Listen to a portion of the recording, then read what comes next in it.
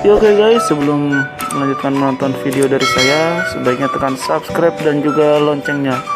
Ditunggu, terima kasih.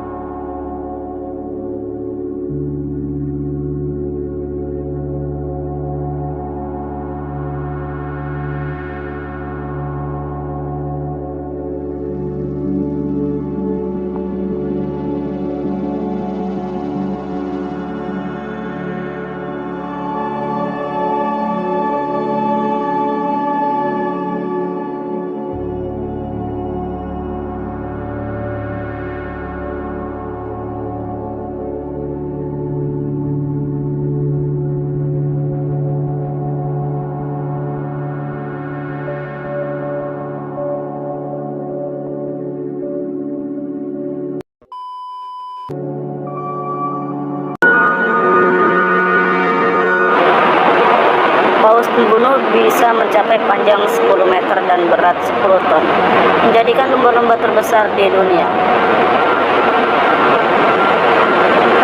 Mereka umumnya di seluruh planet ini dan populasi yang berbeda, sangat berbeda, baik dalam penampilan maupun gaya hidup. Namun, semua paus pembunuh memiliki perilaku sosial yang sangat kompleks dan tingkat kecerdasan yang sangat tinggi.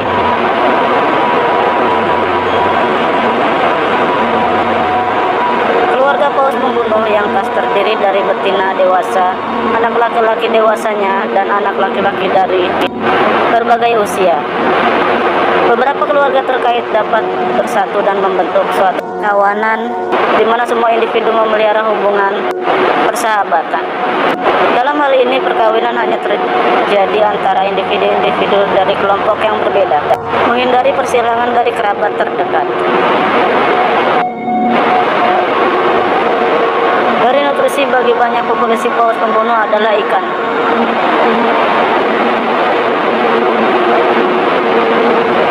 Ini bisa berupa ikan kecil seperti herring dan predator besar seperti pari dan bahkan hiu.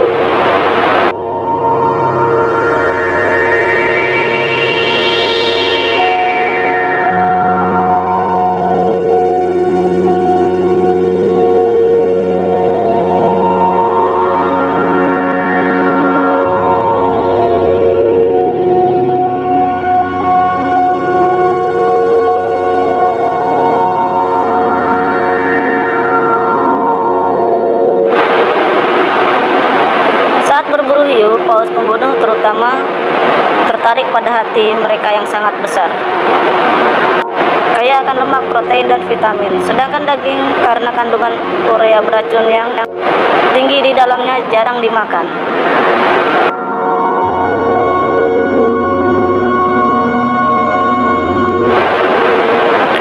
Beberapa paus pembunuh sering berburu burung laut,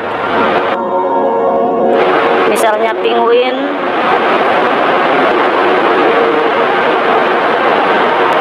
Menangkap penguin raja di air tidaklah mudah karena jauh lebih unggul daripada paus pembunuh dalam hal kemampuan manuver. Namun kecepatan maksimum seekor penguin tidak melebihi 14 km per jam. Sedangkan paus pembunuh dapat berakselerasi hingga 56 km per jam, yang menguntungkan jika menjadi serangan mendadak.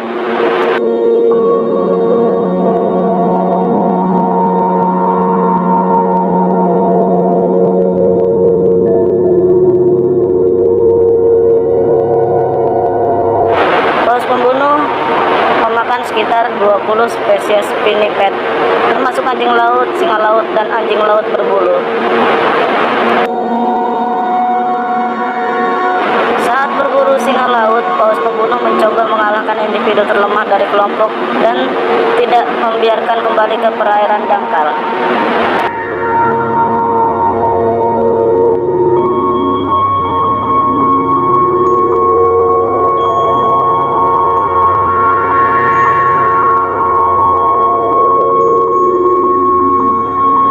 Paus pembunuh kemudian melemahkan korban dengan serangan terus-menerus dan membuat mereka pingsan dengan pukulan ekor yang kuat. Akhirnya paus pembunuh yang paling kuat memberikan pukulan fatal pada singa laut yang kelelahan.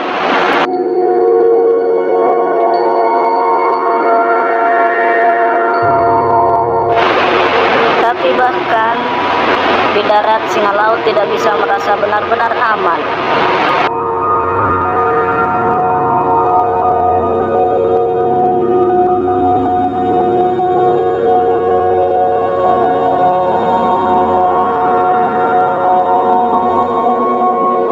Bahkan anjing laut gajah jantan dewasa pinpet terbesar yang panjangnya mencapai 7 meter dan berat 5 ton dapat menjadi mangsa paus pembunuh.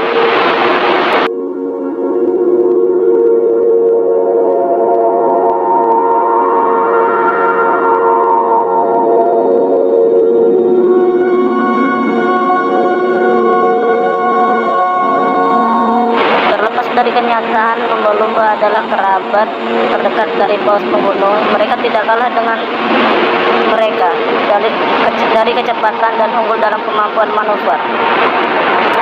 Bahkan mereka sering menjadi korbannya.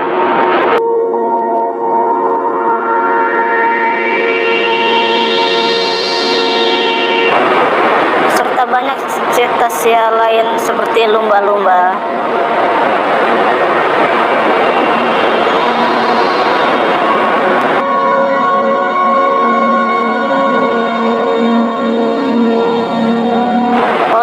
Berhasil menangkap lumba-lumba yang cepat dan cekatan karena tindakan kolektif yang terkoordinasi dengan baik.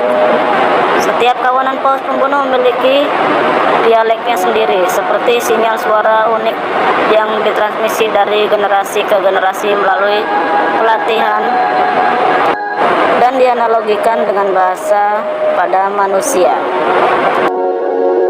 Ini adalah sistem komunikasi yang kompleks, dikombinasikan dengan kecerdasan tinggi yang memungkinkan paus pembunuh berhasil berburu tidak hanya lumba-lumba tapi juga hewan besar di planet ini. Paus adalah mangsa utama bagi banyak populasi paus pembunuh. Saat berburu paus pembunuh menimbulkan banyak gigitan padanya, mencoba melumpuhkannya. Setelah itu paus yang melemah karena kehilangan darah ditenggelamkan, mencegah mengambang ke permukaan. Bahkan hewan terbesar yang diketahui sepanjang sejarah bumi bisa menjadi mangsa.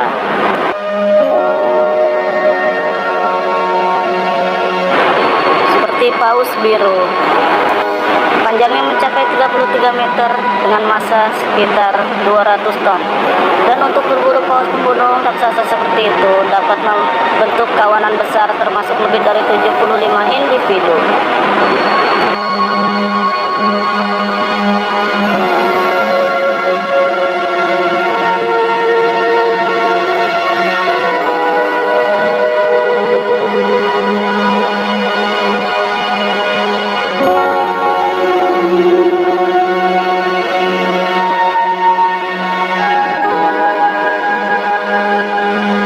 Bahkan paus sperma sering diserang, yang meskipun rahang, kuat, dan gaya hidup sosial jarang berhasil memberi orka penolakan yang baik.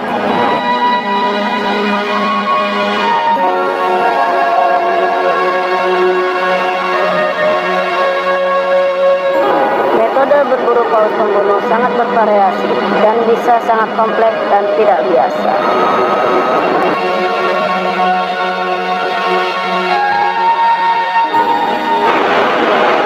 Mendapatkan anjing laut yang beristirahat di atas gumpalan es yang terapung bukanlah tugas yang mudah. Tapi paus pembunuh telah menemukan jalan. Paus pembunuh berusaha mendeteksi anjing laut dan menggunakan sinyal suara, mengkoordinasikan kawanan lainnya sehingga mereka secara bersamaan berenang tepat di bawah gumpalan es yang terapung, menciptakan gelombang air yang mendorong anjing laut itu ke dalam air. Tidak selalu mungkin untuk menangkap anjing laut untuk pertama kalinya. Tapi paus pembunuh tidak terbiasa mundur.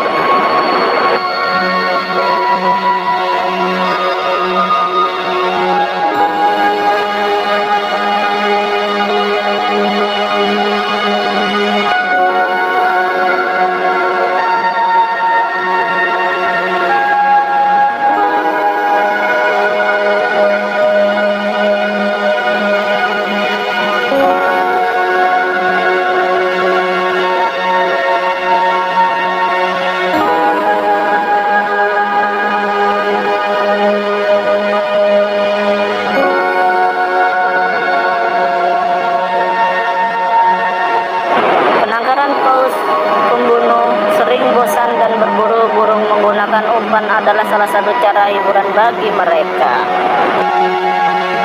Pertama, paus pembunuh melemparkan seekor ikan kecil jauh ke pantai, ke burung-burung, membuat kewaspadaan mereka dan mengajari mereka untuk tidak takut mengambil hadiah.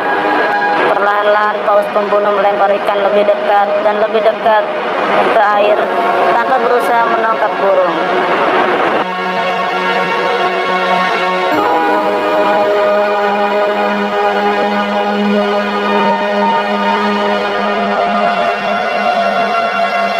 Akhirnya paus pembunuh menempatkan umpan di tempat yang paling nyaman untuk menyerang dan menunggu salah satu burung melakukan kesalahan fatal.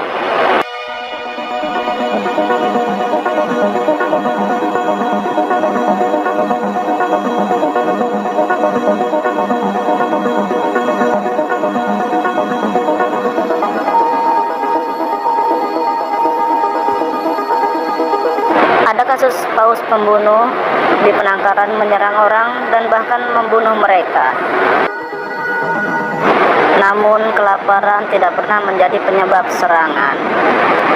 Peran kunci dimainkan oleh faktor-faktor yang jauh lebih kompleks yang terkait dengan kecerdasan tinggi paus pembunuh, seperti stres karena bosan, kesepian, dan terpisah dari anaknya.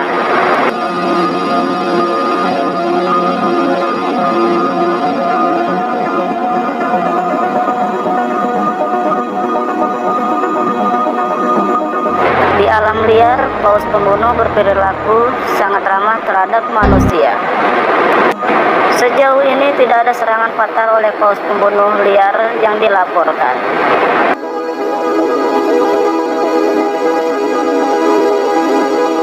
Pada saat yang sama, paus pembunuh tidak takut pada manusia dan bahkan rela melakukan kontak dengan mereka.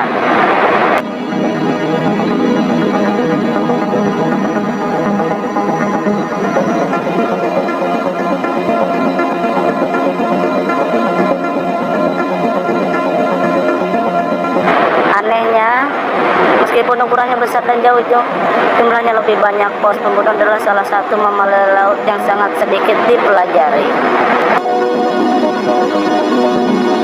Pada tahun 1955, foto-foto diambil dari paus pembunuh yang sangat tidak biasa yang hidup di perairan subantartika. Mereka berhasil difilmkan dan divideokan hanya pada tahun 2014. Spesies ini disebut tipe D dan secara visual sangat berbeda dari jenis paus pembunuh lainnya, dengan kepala bulat dan bintik-bintik putih sangat kecil, seri punggung yang lebih tajam dan gigi-giginya lebih kecil. Pada tahun 2019 terungkap bahwa paus pembunuh ini sangat berbeda dari yang lain dan pada tingkat genetik dan bahkan mungkin memiliki spesies yang terpisah. Kelimpahan total semua jenis paus pembunuh tidak diketahui, tapi diyakini cukup tinggi, setidaknya 50.000 individu yang sekitar setengah hidup di perairan Antartika.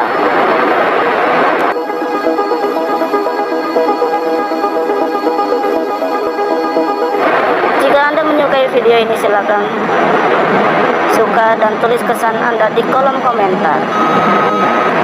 Terima kasih atas perhatian Anda semua. Sampai jumpa.